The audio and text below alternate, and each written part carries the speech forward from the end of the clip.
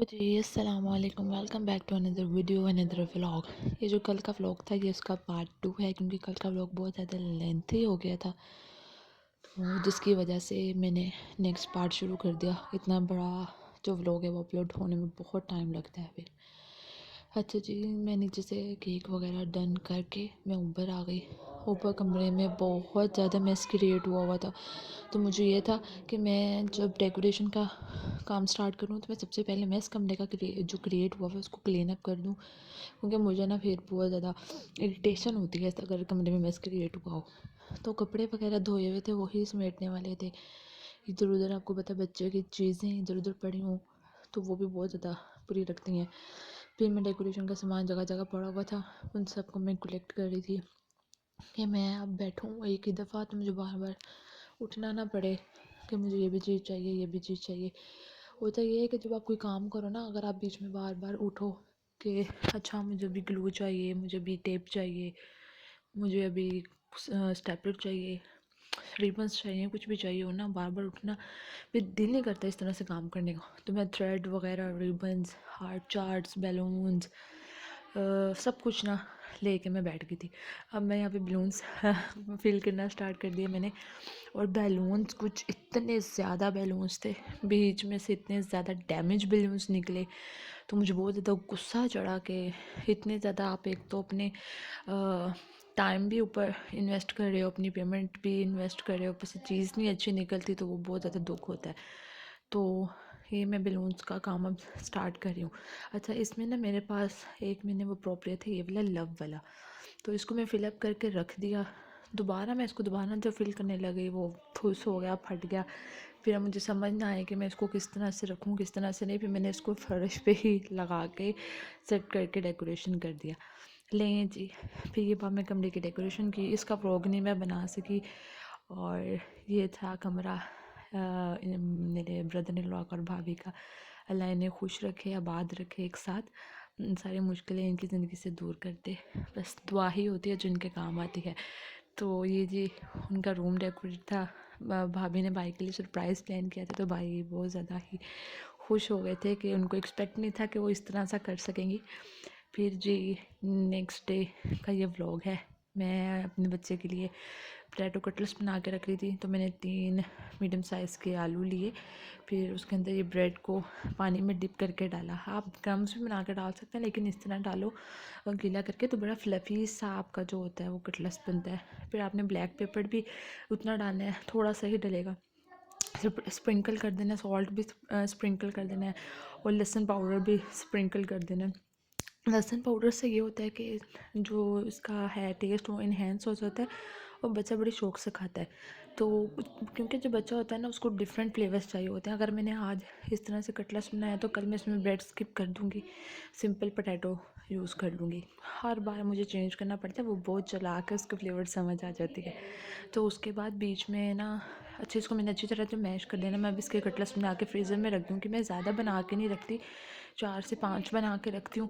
फिर after 3-4 days के बाद मैं दोबारा बनाती हूँ। मैं ज़्यादा देर फ्रिज में रख के स्टोर नहीं करती।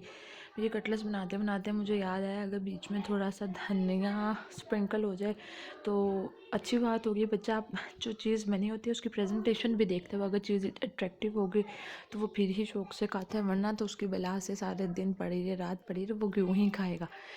फिर इधर आई थिंक सो 4 से 5 कटलेट्स बने थे, फिर मैं फ्रीज़र में रख दूँगी। फिर रोज़ इसको एक को निकालूँगी और देसी घी में इसको फ्राई करके सेमी सॉफ्ट करके फिर उसको मैं रोज़ खिला देती हूँ। इसको मैं ये रात में नहीं ज़्यादा खिलाती, 4 से 6 ओ क्लॉक के दरमियान में खिलाती हूँ, क्योंकि ज़रा पोटैटो होता है वो ज़रा हैवी हो जाता है रात में, तो मैं रात में उसको सूजी का जो हल्का सा हलवा होता है वो खिलाती हूँ। फिर जी ये 5 मेरे कटलेट्स मैंने इन्हें मैं फ्रीज़र में रख दूँगी, और फ्रीज़र में ना एक पहला भी मेरा बना पड़ा हुआ था, उसको मैं निकाल के उसको मैं फ्राई करके खुद खा लूँगी, क्योंकि उसको आज 4th डे था तो मैं 4th डे तक चीज़ रख के नहीं उसको मैं देती। फिर उसके बाद साथ साथ किचन के बाकी काम भी चल रहे थे। फिर ये मैंने मेरे जी हस्बैंड जी की फरमाइश आई थी कि जी मुझे मीठे टोस्ट चाहिए। फिर ये मैंने अंडा लिया, उसमें शुगर डाली और अच्छी तरह इसको फेंटा, इतना फेंटा कि जो अंदर शुगर थी वो एग के अंदर डिज़ोल्व हो जाए। फिर अंदर मैंने मिल्क डाला, इतना डाला कि बस थोड़ा सा इसकी कंसिस्टेंसी लिक्विड हो जाए, ज़्यादा थिक ना रहे। फिर उसके बाद अब मैं क्या करूँगी, जो है ब्रेड लूँगी, उसको बीच में डिप करूँगी। इतना डिप नहीं करूँगी कि इसको जब मैं उठाऊँ तो ये टूट जाए, बस इतना सा डिप करूँगी कि वो जो अंडे वाला और चीनी का मिक्सचर है वो अच्छे से इसके ऊपर लग जाए। साथ साथ किचन के बाकी काम भी चल रहे थे, दूध को बॉईल कर रही थी, साथ साथ अंडा बॉईल कर रही थी।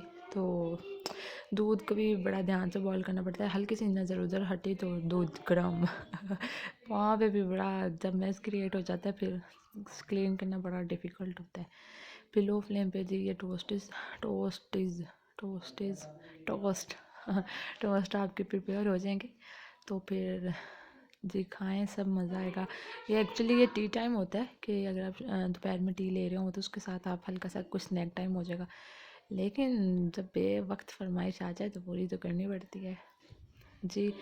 साथ ही थोड़ा सा सेल्फ टाइम है क्योंकि वो भी इम्पोर्टेंट है उसके बाद जी मैंने बनाया जी कस्टर्ड। अब कस्टर्ड हो गया ज़्यादा थिक, अब मैंने कहा रब्बा कस्टर्ड तो थिक हो गया, मैं क्या करूँ दोबारा। मैंने कस्टर्ड डाला, साथ साथ आलू गोभी पकड़ी थी, तो मैंने उसमें थोड़ा सा दूध डाल के उसको हल्का सा ना लिक्विड कर लिया। फिर एक बनाना पड़ा था, मैंने कहा जी इतने दिनों से पड़ा, इससे पहले कि इसका और बेड़ा गर्क हो जाए मैं इसको पहले ही काट के ना कस्टर्ड में डाल दूँ। अच्छा यहाँ पे मैंने गलती की, मैंने बनाना को चॉप करके मैंने कस्टर्ड गर्म में ही डाल दी। ये गलती आपने बिल्कुल नहीं करनी क्योंकि मुझे बड़ी जल्दी थी। आपने कस्टर्ड ठंडा करके आपने उसके अंदर ये बनाना डालना है, क्योंकि ये होता है कि अगर आप गर्म में ही डाल दो तो रिज़ल्ट अच्छे नहीं रहते इसके। फिर मैंने ये देखे जी, यहाँ पे चवल मारी बहुत बड़ी गर्म था, साथ ही जी इतनी जल्दी मची हुई थी लेपर्ड बिस्मा, तो सारा सुटता है बीच। मैंने सारा जी बीच में फेंक दिया उसके, तो साथ ही मैं इसमें मैश करूँगी। नहीं जी, उसके लिए एक और मील उसका प्रिपेयर है, उसको मैं दे दूँगी। उसको मीठी चीज़ें इतनी पसंद है, उसको तो हर टाइम मीठा मीठा मीठा मीठा दे जाओ तो वो बड़े शौक़ से खाएगी। उसको तो मैं कहती हूँ मीठे की नहर में बिठा दो नेक्स्ट आप ये वीडियो है, आप देखें, मैंने देखी, मैं तो बड़ा हंसी, आप भी इस वीडियो को देखिए।